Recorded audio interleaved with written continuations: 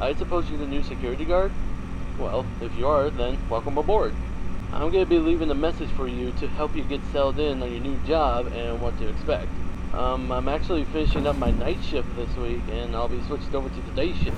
So I guess you applied at the right time. You don't have any idea how much trouble these past few weeks has been for the company. Ever since those 5 kids went missing around here the other week, we don't know whatever happened to them, and we're currently under an investigation. The parents are suspecting us for some reason, and I don't know why, as we do have a policy that clearly says Fazbear Entertainment is not responsible for damage to property or person.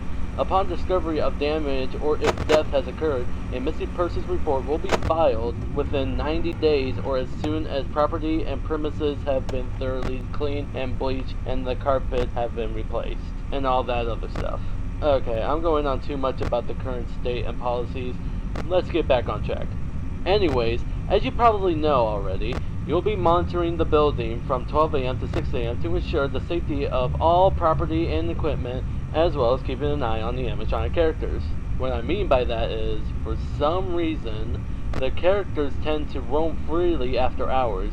We don't know what's causing this glitch, but the engineers say that it's sometimes the result of them being turned off for too long, as they are programmed to roam around freely during the day, which I think is a technical achievement in today's robotics. Anyways, make sure that they don't get too close to your office, because if they see you, they might mistake you for an endoskeleton without its costume on, and will try to stuff you into one. Now you're probably asking, how could be stuffed into a costume be bad? Well, you see, those costumes aren't like mascot walk-arounds and instead are the ones that the animatronics wear. And they are filled with eternal structures and devices. So being shoved into all of that would not only be extremely painful, but would instantly kill you. That's why you have doors by your vents. Shut them if anything is in there, and only if absolutely necessary. Using the doors, lights, and cameras drain power, and using them too much will result the entire building to go dark, leaving you vulnerable to the animatronics. So don't leave the door shut.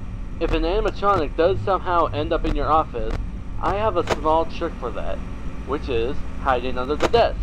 This will fool them into thinking that you're not in the office and will eventually leave. But be quick about it. You may only have a few seconds to react. It might also not work with certain animatronics, so keeping them away is recommended. It is also important for you to use your vent lights.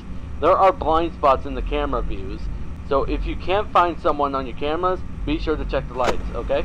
Okay, that should be everything now. And before I go, I am required to greet you with the company's label. Welcome to Freddy Fazbear's Pizza, a magical place for kids and grown-ups alike, where fantasy and fun come to life. Good night, good luck, and I'll chat with you tomorrow.